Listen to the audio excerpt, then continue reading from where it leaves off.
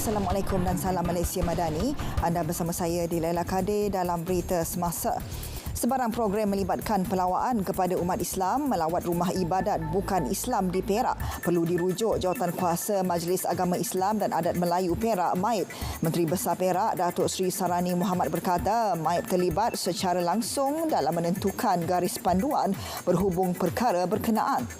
Jelasnya keputusan yang ditetapkan Jawatankuasa seharusnya dipatuhi kerana mereka mempunyai kepakaran dan ilmu dalam agama Islam. Beliau berkata demikian selepas ditanya sama ada Perak akan mengikut langkah Selangor yang tidak membenarkan penganjuran sebarang program melibatkan umat Islam di rumah ibadah agama lain. 1,000 keluarga terjejas banjir di Johor dan Pahang akan menerima baucer pembelian barangan elektrik menerusi inisiatif Payung Rahmah. Bantuan itu akan memberi fokus kepada golongan miskin Tegar dan B40. Menteri Kementerian Perdagangan Dalam Negeri dan Kos Sara Hidup KPDN, Datuk Seri Salahuddin Ayub berkata, baucer bernilai RM300 sedikit sebanyak dapat meringankan beban mereka terjejas akibat banjir. Beliau ditemui media selepas merasmikan bangunan pejabat baharu SSM di Air Keroh.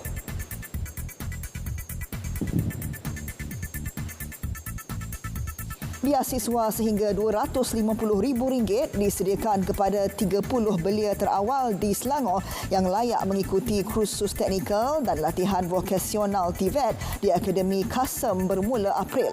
Tawaran itu dibuka kepada warga negara Malaysia berumur 18 sehingga 40 tahun, anak Selangor atau menetap negeri berkenaan lebih 5 tahun.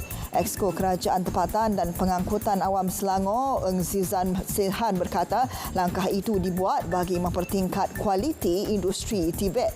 Syarat lain diperlukan purata pendapatan isi rumah tidak lebih RM40,000, tidak bekerja dan tiada pendapatan tetap.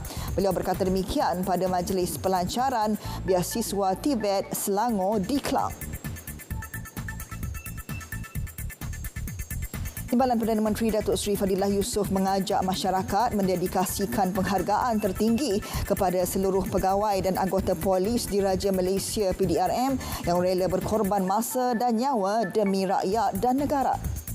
Menerusi catatan di Facebook sempena peringatan Hari Polis ke-216, beliau mendoakan agar kesemua wira negara terus diberikan kekuatan dan kesihatan untuk berkhidmat demi rakyat dan negara tercinta. Datuk Seri Fadilah turut mengucapkan terima kasih atas segala jasa dan pengorbanan dalam memastikan keselamatan serta kesejahteraan rakyat dan negara tercinta. Sambutan kali ini mengekalkan tema sama, polis dan masyarakat berpisah tiada. Sambutan peringatan Hari Polis ke-216 akan diadakan di Pusat Latihan Polis Kuala Lumpur di sini pada Isnin ini. Perkembangan luar negara, sekurang-kurangnya 6 orang terbunuh akibat taufan disusuli hujan lebat dan banjir yang melanda di utara Peru. Air mula mencecah paras lutut di beberapa bandar melibatkan Trujillo dan Lambayeque. Taufan dikenali Yaku itu mengakibatkan penduduk kehilangan tempat tinggal dalam sekelip mata.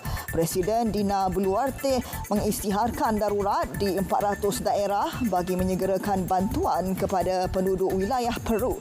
Institut Pertahanan Awam Negara memaklumkan 58 orang terbunuh sejak musim hujan bulan lalu.